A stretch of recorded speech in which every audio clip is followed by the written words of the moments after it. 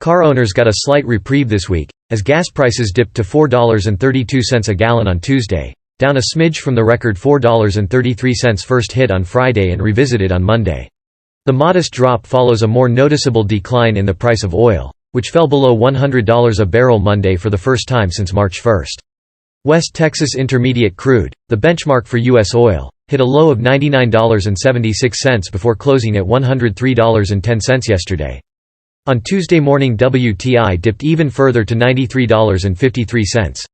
Barely more than a week ago it was trading at $130.50, the highest it's been since 2008. But analysts say U.S. drivers should expect gas prices to start ratcheting up again soon.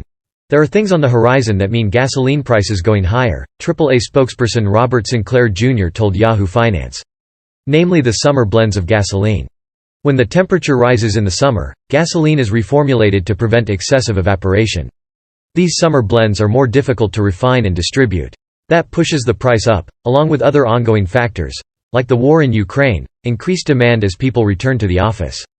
Combined, it's having a trickle-down effect on everything from trucking costs to Uber, which announced a 45 to 55 cent surcharge in light of rising fuel costs. Here's what you need to know about gasoline prices, including how high they could go, how the Ukraine crisis and other factors are affecting them, and what the Biden administration is doing about it. How high will gas prices go? Prices at the pump Tuesday averaged $4.316 a gallon. That's about 9/10 of a penny less than Monday, but about 81 cents a gallon more than a month ago, and $1.45 more than this time last year. To fill up a typical 15-gallon gas tank costs about $65. And that's just the national average. In California, gas is $5.75 a gallon, and it's above the national average in at least another 16 states. The next threshold analysts are keeping an eye out for is $4.50 a gallon nationwide, which certainly could be a future possibility as long as there is conflict between Russia and Ukraine, Patrick DeHaan, GasBuddy head of petroleum analysis, said in a statement. DeHaan predicts inflated prices will be here for months to come. President Biden announced a ban on Russian oil imports as part of ongoing sanctions. The UK said it'll begin phasing out Russian energy products, excluding gasoline, and the European Commission has committed to slashing gas imports from Russia by 2/3 in 2022. The U.S. government's Energy Information Administration now predicts Brent oil will average over $100 a barrel for the remainder of 2022. But, the agency added, its forecasts could change greatly if additional European countries sanction Russian oil. Bjornar Tonhaugen, head of oil markets for Rystad Energy, says that if enough European countries join the embargo, oil could hit $240 a barrel by the summer. It would create a 4.3 million barrels per day hole in the market that simply cannot be quickly replaced by other sources of supply, Tonhaugen noted. Even at $200 a barrel, experts see gasoline prices averaging $5.84 per gallon. According to NPR, oil at $240 would trigger a global recession later this year, Tonhaugen said. At that point demand would be forced down, he added, and the price would fall steeply. The higher prices go, the larger the chances of the global economy entering a recession already in the fourth quarter of 2022, he said.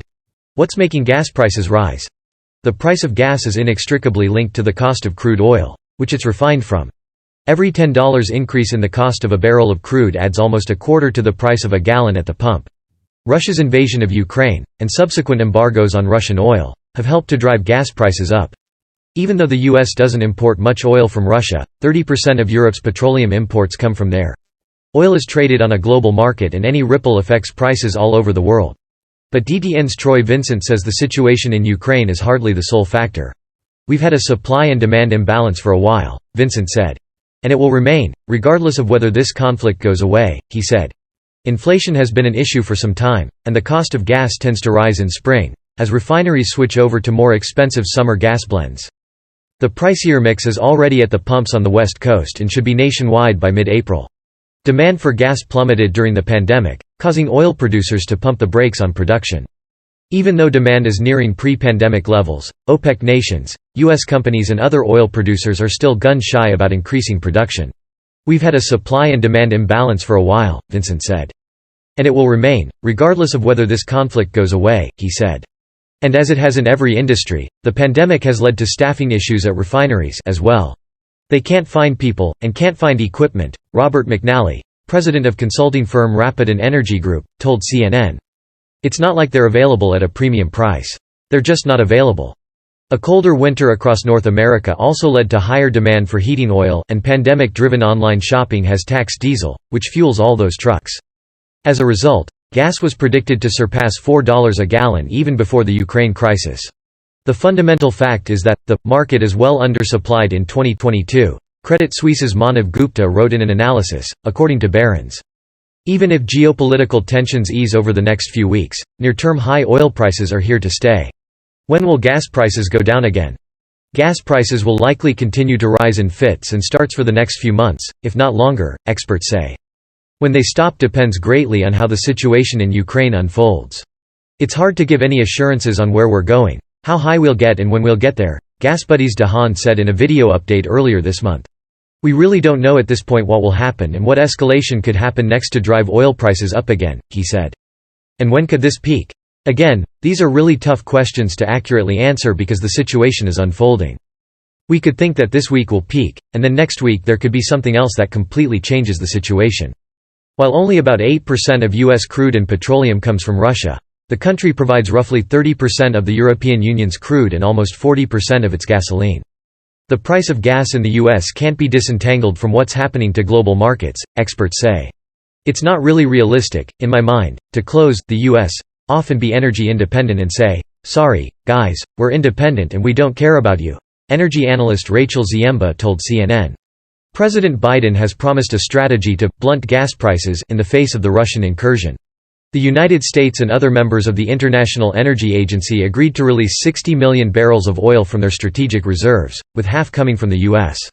Biden has encouraged U.S. companies to increase drilling and production. In 2021 alone, Biden approved 25% more gas and oil drilling permits than President Donald Trump did in his first year in office. But it can take 6 months to complete a new well and bring the oil and gas to market. There's also the option of getting energy products from other sources.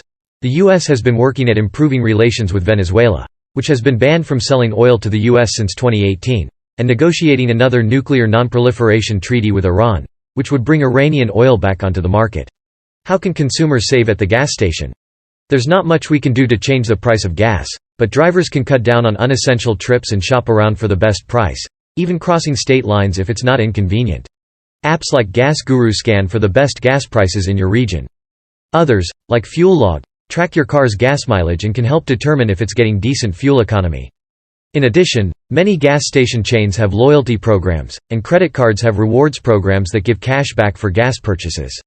DTN's Vincent advises against hoarding gas or other extreme measures but encourages budgeting more for gas. High energy prices have been a major contributor to inflation for a while, he said, and won't be going away immediately. When the cost of crude rises, prices at the pump tend to reflect it very quickly, he said.